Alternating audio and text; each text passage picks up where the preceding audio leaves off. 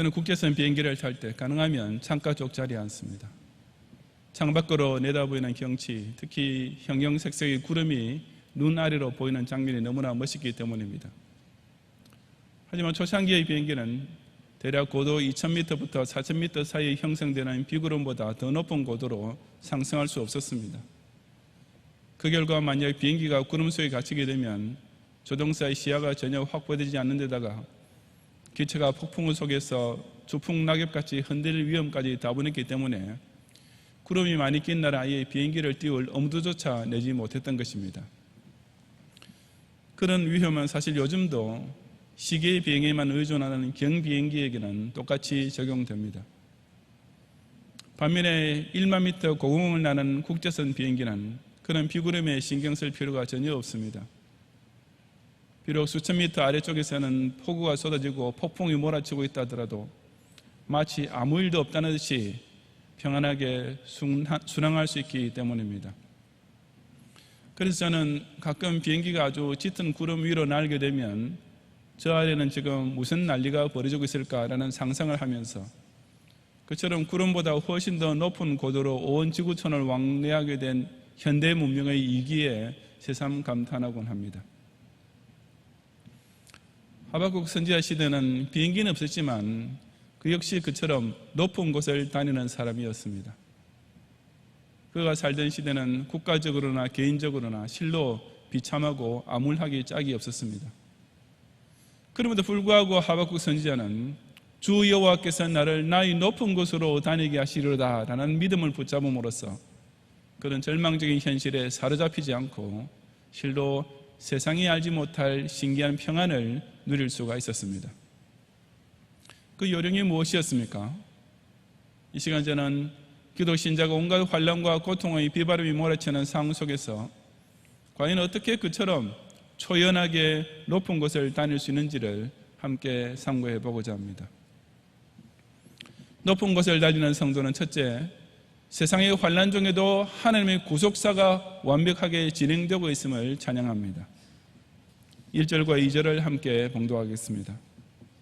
시기온옷에 맞춘 선지자 하박국의 기도라. 여호와여, 내가 주께 대한 소문을 듣고 놀랐나이다. 여호와여, 주는 주의 일을 이 수년 내에 부응하게 하옵소서. 이 수년 내에 나타내시옵소서. 진노 중이라도 긍휼을 잊지 마옵소서. 아멘. 앞서 1장의 기록에 의하면 하박국 선지자가 직면하고 있던 현실은 그야말로 엉망진창이었습니다. 당시 남조 유다에는 잔인하기 짝이 없고 욕심은 끝도 없는 사람이 왕이라고 나라를 다스리고 있었습니다. 그 결과 강자가 약자를 등쳐먹는 일이 비일비재하고 낮은 사람은 높은 사람에게 뇌물을 바치지 않고는 되는 일이 없었으며 비슷한 사람끼리는 서로 빼앗기 위해 주먹싸움을 벌이거나 법정에서 소송하는 일이 일상의 다반사였습니다. 그런 와중에 하나님을 섬기는 신앙생활은 고사하고 이제 인간관계의 기본 윤리도 사회생활의 기본 상식조차도 찾아볼 수 없게 되었습니다. 저 유다라는 나라는 사람답게 사는 모습은 간 곳 없이 사라지고 그저 동물적인 생존 본능만 가지고 서로 싸우는 참으로 저질스럽고 살벌한 사회로 전락해 가고 있었던 것입니다. 하박국 선지자가 1장 2절에서 여호와여, 내가 부르짖어도 주께서 듣지 아니하시니 라고 탄원의 기도를 올리기 시작했던 동기도 바로 이와 같은 총체적 국난 때문이었습니다. 그런데 그처럼 무겁고 암담한 세상 일에 짓눌려 있던 하박국 선지자가 지금 여기 3장에 와서는 어떤 주의 일을 두고 기도를 드리고 있었습니다. 사실 그가 통과하고 있던 현실만 본다면 이런 제목으로 기도할 만한 여유 같은 것은 전혀 가질 수 없을 것 같지 않습니까? 그럼에도 불구하고 누가 보아도 지금 이렇게 불의와 불법이 판을 치는 조국 유다를 회복시켜 주시고 우리 민족 이스라엘을 다시 부흥시켜 주옵소서라는 기도가 마땅히 나와야만 할 법한 상황에서 하박국 선지자는 일견 엉뚱하게도 주의 일을 이 수년 내에 부응하게 하옵소서라는 기도를 올리고 있었습니다. 그 이유는 곧 하박국 선지자가 주께 대한 소문을 듣고 놀랐기 때문이었습니다. 이 주께 대한 소문이라고 조금 어색하게 번역된 말을 다시 번역하자면 주께서 들려주신 소식이라는 뜻인데, 하박국 1장에 보면 하나님께서 하박국 선지자에게 들려주신 소식이 무엇인지를 잘 알 수 있습니다. 거기서 하박국 선지자는 자기 나라 꼴이 엉망이라고 하나님께 탄원을 했습니다. 그러나 하박국에게 하나님께서는 그 유다 민족의 죄를 징벌하고 그들로 하여금 회개하게 만드시기 위해 바벨론을 들어 유다를 침공하게 하실 것과, 나중에 가서는 하나님께서 그 바벨론 제국도 멸망시키시고 궁극적으로는 유다를 구원하실 것이라는 전혀 뜻밖의 소문, 즉 소식을 그에게 전해주셨습니다. 하박국 선지자는 그 말씀을 듣고 정말 놀랐던 것입니다. 자기는 단지 지금 눈앞에 보이는 국내의 당면 문제만 하나님께 내놓고 어떻게 해결해 주셨으면 하고 하소연했을 뿐인데, 하나님께서는 유다의 문제에 대해 하박국 선지자가 생각했던 것보다 훨씬 더 깊이 이미 관여하고 계셨을 뿐 아니라 훨씬 더 멀리까지 상세한 계획을 세워놓고 계신 것을 알게 되었기 때문이었습니다. 이어지는 3절 이하 15절에서 하박국 선지자가 찬양하고 있는 주제는 곧 그처럼 당신의 전지전능으로서 세상 열국과 백성 가운데서 일하고 계시는 하나님의 모습입니다. 우리 다 같이 함께 봉독하겠습니다. 하나님이 대만에서부터 오시며 거룩한 자가 바란산에서부터 오시는도다. 셀라. 그의 영광이 하늘을 덮었고 그의 찬송이 세계에 가득하도다. 그의 광명이 햇빛 같고 광선이 그의 손에서 나오니 그의 권능이 그 속에 감추어졌도다. 역병이 그 앞에서 행하며 불덩이가 그의 발밑에서 나오는도다. 그가 서신즉 땅이 진동하며 그가 보신즉 여러 나라가 전율하며 영원한 산이 무너지며 무궁한 작은 산이 엎드러지나니 그의 행하심이 예로부터 그러하시도다. 내가 본즉 구산의 장막이 환란을 당하고 위대한 땅의 휘장이 흔들리는도다. 여호와여, 주께서 말을 타시며 구원의 병거를 모시오니 강들을 분이 여기심이니까, 강들을 노여워하심이니까, 바다를 향하여 성내심이니까. 주께서 활을 꺼내시고 화살을 바로 쏘셨나이다. 셀라. 주께서 강들로 땅을 쪼개셨나이다. 산들이 주를 보고 흔들리며 창수가 넘치고 바다가 소리를 지르며 손을 높이 들었나이다. 날아가는 주의 화살의 빛과 번쩍이는 주의 창의 광처럼 말미암아 해와 달이 그 처소에서 멈추었나이다.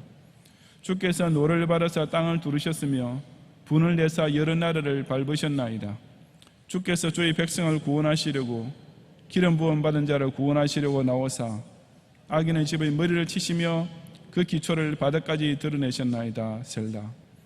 그들이 회오리 바람처럼 이르러 나를 흩으려 하며 가만히 가난한 자 삼키기를 즐거워하나 오직 주께서 그들의 전사의 머리를 그들의 창으로 찌르셨나이다. 주께서 말을 타시고 바다 곧 큰 물의 파도를 밟으셨나이다. 아멘. 하늘 위대한 구속사는 멀리 대만과 바란산, 즉 출애굽 사건에서부터 시작하여 구산과 미디안, 즉 사스시대에 이르기까지 시시때때로 나타난 것이었습니다. 그 하나님 능력은 산들이 흔들리며 강과 바다 어디서든지 막힘이 없이 줄기차게 당신의 뜻을 이루어 나가신 것이기도 했습니다. 그는 하나님의 일은 여러 나라가 전율하며 떨 수밖에 없을 정도로 강력했고 그 결과 주의 백성에게는 구원을, 악인의 집에는 멸망을 정확하게 시행하고야 말았습니다. 이처럼 하박국 선지자가 지난 역사를 돌이켜볼 때 하나님께서 행하신 일은 실로 그의 행하심이 예로부터 그러하시도다라고 감탄을 금치 못할 정도로 오묘하고도 완벽했던 것입니다. 그래서 하박국 선지자는 바로 이 하나님의 일, 즉 모든 현실적 상황과 미래의 사건을 오묘하게 섭리하심으로써 유다를 향한 진노 중에도 긍휼을 잊지 않으시고 끝내 선민의 구원을 성취하고야만은 하나님의 구속사가 수년 내에 부응하게 되기를 위해 기도했습니다. 이 부응하게 하다라는 말의 히브리어 단어는 이미 가지고 있는 생명을 지속시키다라는 뜻과 죽었던 생명을 다시 살리다라는 의미를 가지고 있는데, 본문의 문맥에서는 소생하게 하다라는 두 번째 의미로 사용되었습니다. 저 하박국 선지자는 비록 조국 유다가 현실적으로는 절망 일보 직전이었지만 하나님께서 그에게 들으신 오묘한 구원 역사가 작동함으로써 자기 민족이 수년 내에 다시 소생하게 될 소망을 붙잡게 되었습니다. 그 결과 그는 내 나라와 내 민족의 일이 속히 해결되게 하옵소서라고 기도하는 대신 주는 주의 일을 이 수년 내에 부응하게 하옵소서라는 기도를 올리게 된 것입니다. 지금 저와 여러분도 국가적으로 정말 어려운 시기를 통과하고 있습니다. 솔직히 말해서 어렵다라는 표현이 전혀 어울리지 않을 정도로 건국 이래 최대 위기를 맞이하고 있는 것입니다. 목하 이 나라 안에 벌어지고 있는 온갖 내로남불의 부정과 매국적인 행위들과 그에 따른 법치 무시 및 상식 파괴는 하박국 선지자가 그토록 개탄했던 유다의 망국적 상황을 그야말로 새발의 피처럼 보이게 만들 정도입니다. 실로 이 땅의 참된 성도들 역시 하나님께 기도드릴 때마다 내가 지금 이 나라 안에 팽배하고 있는 온갖 강포로 말미암아 외쳐서 기도해도 주님께서는 우리를 구원하지 않으십니다 라는 한탄만 절로 터져나올 수밖에 없는 현실입니다. 우리가 어떻게 이 앞이 캄캄할 정도로 짙은 구름을 벗어날 수 있겠습니까? 그것은 저와 여러분 역시 하박국처럼 이 와중에도 먼저 주의 일을 보는 것입니다. 물론 지금 당장은 그 주의 일이 우리 눈앞에 선명하게 나타나고 있지는 않습니다. 하지만 절대로 틀림없는 사실 하나는 지금 이 나라 안에 벌어지고 있는 모든 사건과 우리가 당하고 있는 모든 형편 뒤에는 여전히 살아계신 하나님의 섭리가 있다는 점입니다. 그 하나님께서는 모든 것을 합력하여 결국 선을 이루시는 절대 주권자이시며 그 최고의 선은 곧 구속사 완성입니다. 지금 우리 눈에는 그저 만국의 징조로만 보이는 이 모든 일들도 나중에 가서는 결국 하나님께서 우리나라와 우리 민족을 위해 계획해 놓으신 당신의 선하신 뜻을 완벽하게 성취하기 위한 오묘한 과정의 하나였음이 드러나게 될 것을 믿어야 하는 것입니다. 그 사이에 혹 하나님께서 우리나라 역시 유다에게 하셨던 것처럼 바벨론을 들어 잠시 징벌하실지도 모릅니다. 물론 그런 일이 일어나지 않기를 간절히 기도해야 하지만 혹 하나님께서 우리 민족 역시 그런 매를 들어서 회개시키려 하시는 뜻이 계신다면 여러분 그것 역시 주께서 우리에게 들려주시는 소문으로 받아들여야 합니다. 왜냐하면 그런 진짜 국난의 날을 맞이하게 된다 하더라도 하나님께서는 결국에 가서는 그 바벨론도 멸하시고 끝내 당신의 섭리를 반드시 구원해 주실 것이기 때문입니다. 비록 조국의 현실은 실로 암담하고 미래는 더더욱 불안하기만 할지라도 여호와 하나님께서는 결국 이 나라와 민족을 통해서도 당신의 선하신 구속사를 완벽하게 성취해 나가실 것이라는 사실을 굳게 확신함으로써 끝내는 그의 행하심이 예로부터 그러하시도다 라고 함께 영광을 돌리는 성도들이 되시기를 바랍니다. 높은 곳을 달리는 성도는 둘째로 인생의 곤란 중에도 자신의 영혼이 구원받았음을 확신함으로써 항상 기뻐합니다. 16절과 17절을 함께 봉독하겠습니다. 내가 들었으므로 내 창자가 흔들렸고 그 목소리로 말미암아 내 입술이 떨렸도다. 우리가 우리를 치러 올라오는 환난 날을 내가 기다림으로 썩이는 것이 내 뼈에 들어왔으며 내 몸은 내 처소에서 떨리는도다. 비록 무화과 나무가 모성하지 못하며 포도나무에 열매가 없으며 감람나무에 소출이 없으며 밭에 먹을 것이 없으며 우리의 양이 없으며 외양간에 소가 없을지라도 라고 했습니다. 그처럼 주의 일이 먼저 부응되기를 기도한 하박국 선지자도 결코 초인은 아니었습니다. 즉 자기 민족이 당하는 모든 재난이 하박국만 살짝 피해 나가게 된 것은 아니었던 것입니다. 오히려 하나님께서 자기 민족이 내리실 징벌이 무엇인지 알게 됐을 때 하박국 선지자 역시 그 두려움을 피할 길이 없었습니다. 그가 느낀 공포는 창자가 흔들릴 정도였고 입술이 떨려 말도 제대로 나오지 않을 정도였습니다. 바벨론이 자기 조국 유다를 침공할 날을 지척에 두고 조마조마하게 기다릴 수밖에 없던 하박국의 심정은 그야말로 뼛속 깊은 곳이 썩어 들어가는 기분과 같았으며 몸이 자기 처소에 자기 집안에 앉았을 때에도 후들후들 떨릴 수밖에 없었던 것입니다. 바벨론의 침략은 그처럼 대다수 유다 백성의 생명을 빼앗아가는 것이기도 했지만 설사 살아남는다 하더라도 죽음에 못지않은 고통이 따를 것이 뻔한 사실이었습니다. 그것이 곧 황폐된 경작지에서 아무 소출이 없게 되는 극도의 가난이었습니다. 나무 열매, 밭의 식물, 우리의 가축 등 당시 사회에서 생존을 위한 필수품 그 자체나 마찬가지였던 이것들을 모두 잃게 될 날이 하박국의 눈에 선하게 보이고 있었습니다. 굶주림과 죽음이 이미 피할 길 없이 자기 민족의 목을 쥐어오고 있었으며 하박국 선지 역시 그런 인간적 고통을 똑같이 당하고 느낄 수밖에 없었던 것입니다. 하지만 그 모든 환난에도 불구하고 하박국 선지의 심령 속에는 참으로 놀라운 기쁨이 넘치고 있었는데 바로 이전에 18절과 19절에 기록된 말씀을 다 같이 함께 봉독하겠습니다. 나는 여호와로 말미암아 즐거워하며 나의 구원의 하나님으로 말미암아 기뻐하리로다. 주 여호와는 나의 힘이시라. 나의 발을 사슴과 같게 하사 나를 나의 높은 곳으로 다니게 하시리로다. 이 노래는 지휘하는 사람을 위하여 내 수금에 맞춘 것이니라. 아멘. 히브리어 원문에 하면 여기 나는 여호와로 말미암아 즐거워하며 라는 말 앞에 원래 그러나에 해당되는 접속사가 있습니다. 우리가 가지고 있는 개역개정 성경에는 이 단어를 그런 접속사로 직역하는 대신 17절 제일 끝을 없을지라도 라고 번역해 두었습니다.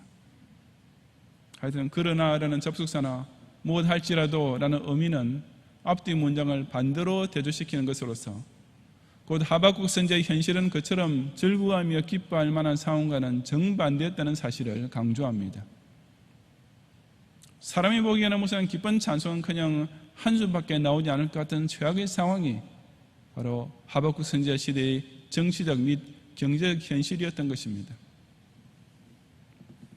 그렇다면 그처럼 칼에 죽든지 굶어 죽든지 둘 중 하나가 될 현실이 눈앞에 다가온 시점에서 도대체 하박국 선지자는 무슨 이유로 기뻐하고 즐거워할 수 있었습니까?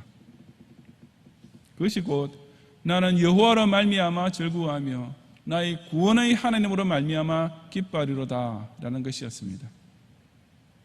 비록 지금 당장은 하나님의 징계를 받기도 하며 혹은 악인으로부터 불의한 일을 당하고 엎친 데 덮친 격으로 경제적으로도 극한 궁핍에 시달리는 등 그야말로 모든 상황이 절망의 나락으로 떨어지겠다 할지라도 자신은 여호와를 의지하는 소망 이것 하나만 가지고도 끝까지 즐거워할 수 있으며 또 그렇게 기뻐하겠다는 실로 위대한 신앙 고백이었습니다.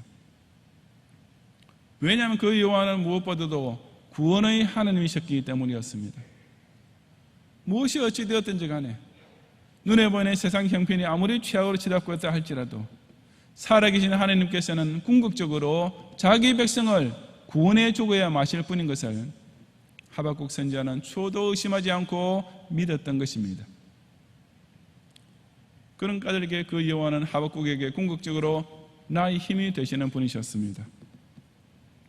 현실적으로는 가장 밑바닥에 처한 인생 같지만 영적으로 이미 온 세상을 완전히 정복하고 가장 높은 곳에 서게 해주시는 분이 바로 하나님이시기 때문이었습니다.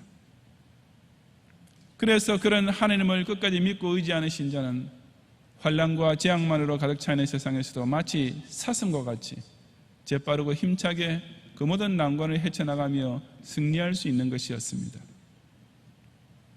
그러니 하박국 선지자는 오히려 기뻐하며 즐거워하지 않을 수 없었습니다.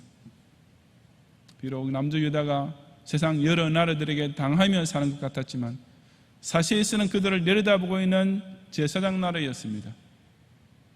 유다의 백성이 비록 일시적으로 바벨론 힘에 짓눌 수밖에 없다 하더라도 그들에게는 궁극적인 구원이 약속되어 있었으며 그것은 아무도 빼앗아갈 수 없었습니다. 그런 까닭에 하박국 선지자의 심령에는 그런 구원을 베푸시는 하나님으로 말미암아 기쁨이 절로 넘치게 된 것입니다. 하박국의 기도는 처음에 어느 때까지 일이니까 라는 탄식으로 시작되어 있습니다. 그리고 계속 1장 말씀에 보면 어찌하여 이런 일이 나와 내 민족에게 일어나고 있습니까? 라는 고뇌 어린 한숨으로 이어졌습니다. 하지만 이제 와서는 어느 때까지 되더라도 어떤 일이 일어나더라도 나는 여호와로 말미암아 기뻐하고 즐거워하리라 하는 실로 위대한 승리의 창가로 바뀌게 된 것입니다. 이것이야말로 높은 곳에서 외치는 당당한 승리자의 계가가 아니고 무엇이겠습니까? 그래서 느헤미야 8장 10절에서도 여호와로 인하여 기뻐하는 것이 너희의 힘이니라고 했습니다. 자기에게 웃음을 주는 자녀를 생각할 때 부모는 그것이 힘이 되어 가게에서나 직장에서 어려운 일이 생겨도 이겨나가곤 하지 않습니까? 교회에 어려운 일이 생길 때 머릿속에 떠올리기만 해도 기쁨을 주는 성도들 몇 명만 생각해도 목사는 큰 힘을 얻게 됩니다. 그렇다면 더욱이 참된 신앙인이 우리의 구원주 되신 하나님, 우리의 힘이 되신 여호와를 생각할 때 어찌 큰 기쁨이 넘치지 않을 수 있겠습니까?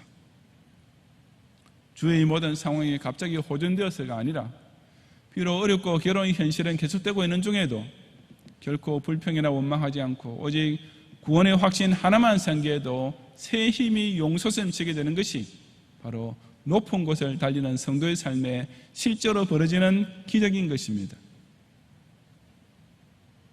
신자라고 해서 인생에 닥치는 여러 가지 나쁜 일들이 절로 피해가는 법은 없습니다. 기독신자 역시 육신이 병들거나 사고를 당할 때도 있고 가계부가 빨간 숫자로 기록될 때도 생깁니다.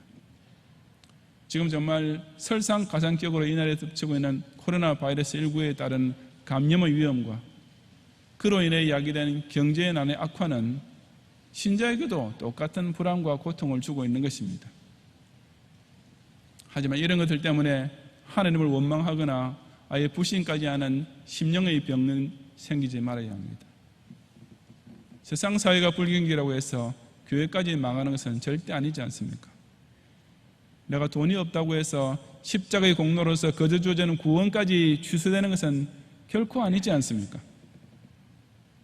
간단히 말해서 저와 여러분은 무엇이 어떻게 돌아가든지 간에 결국은 반드시 천당에 입성하는 영원한 승리자가 되고 마는 것입니다. 비록 밭에 먹을 것이 없으며 외양간에 소가 없을지라도 이처럼 구원의 하나님을 인하여 즐거워하며 기뻐하는 가운데 실로 사슴같이 힘차게 항상 높은 곳을 달리는 성도들이 되시기를 바랍니다. 성도 여러분, 요즘 그저 이 나라가 돌아가는 꼴과 내 인생 주변에서 벌어지는 일만 보면 그야말로 어디론가 멀리 떠나고 싶은 심정이 굴뚝 같습니다. 하지만 그것은 그저 현실 도피에 불과하며 실제로는 그 현실 앞에 완전히 두 손 다 든 패배자의 푸념에 불과합니다. 우리 기독신자는 그런 현실 도피자가 아니라 현실 초월자가 되어야 합니다. 목화 이 세상에는 정말 검은 구름만 잔뜩 끼어있고 내 인생도 그 폭풍으로 인해 금세 추락할 것만 같아 보여도 그럴수록 저와 여러분은 이 모든 것을 저 아래로 내려다볼 수 있는 높은 곳으로 올라가서 초연하고도 고고하게 살아야 하는 것입니다. 그 놀라운 비결은 곧 세계사와 국사로 오직 하나님께서 당신의 손가락으로 쓰고 계시는 구속사의 벽보를 통해 읽는 것과 그 어떤 인생의 환난과 고통 중에도 결국 하나님의 택자는 반드시 구원받게 되는 언약을 굳게 붙잡는 데에 있습니다.